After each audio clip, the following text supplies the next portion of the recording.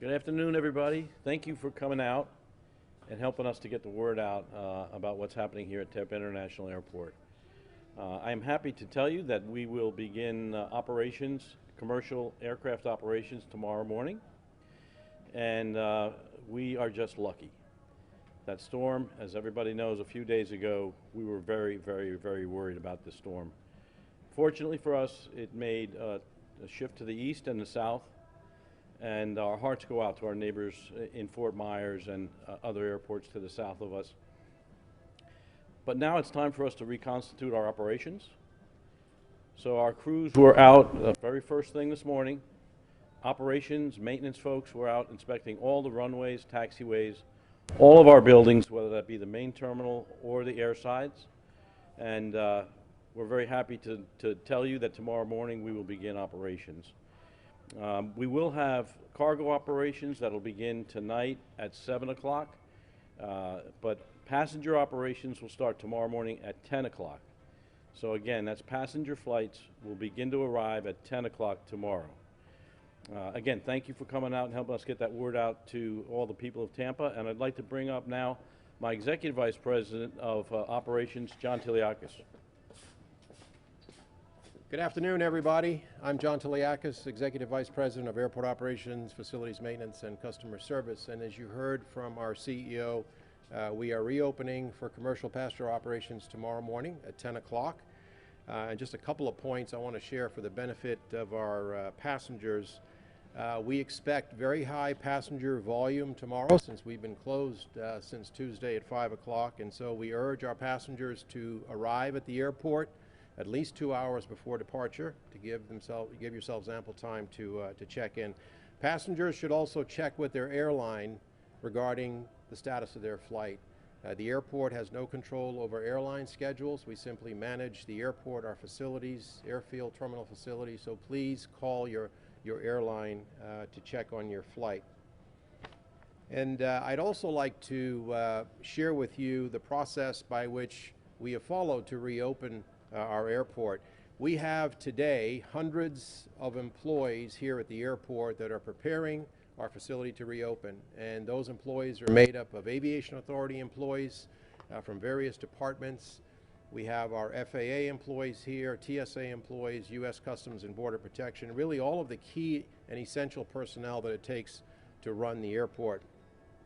The inspection process, so following a severe weather event such as this, and we've done this several times in the past, we go through a damage assessment as part of our preparation to reopen the airport. And that damage assessment really consists of two parts. It's an assessment and inspection of our airfield and an inspection of our terminal facilities. So with respect to our airfield operations, we want to make sure that our navigational aids are up and running, and that's the responsibility of the FAA. We want to make sure that our lighting on the airfield is working the way it should.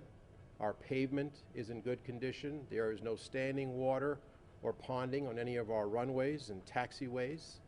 So all that it takes to make sure that we have a very safe airfield for flight operations. On the terminal side, we obviously want to make sure that we have nothing that could significantly impact our customer experience when they arrive at the airport at 10 o'clock tomorrow. We want to make sure that our jet bridges are functional, that our concessionaires are ready to go, and that we have no major water intrusion, no power issues or anything like that in the main terminal. Our parking facilities, we know, are in good shape. So that really encompasses at a very high level all that it takes to complete this damage assessment and inspection process. And I'm pleased to share that the airport has suffered minimal damage, and we'll be ready to go for 10 o'clock tomorrow morning for passenger check-in. All right, thank you, John. We'll take any questions you have now. Yes, ma'am. Minimal damage. What was the damage, just to put that in perspective? I think the damage was essentially just roof leaks, and we got a lot of roof here at Tampa International, so just getting roof leaks is pretty good, I think. Do you check on any of the aircraft yourselves, or is that a kind of a flight issue for the actual airlines? Or? Yeah, there weren't any aircraft here. The airlines took the aircraft out when we closed on Tuesday. So those aircraft were in other cities. They will be back here tomorrow, though, at 10 in the morning. Is that for, for people who have flights out, who are supposed to have flights out today, and wondering why they couldn't, maybe fly out later this afternoon, why you're not opening earlier, is it because of all these factors that you just talked about? Yeah. Yeah, it takes a while for the airlines to get their crews in place, to get the aircraft scheduled and flown over here.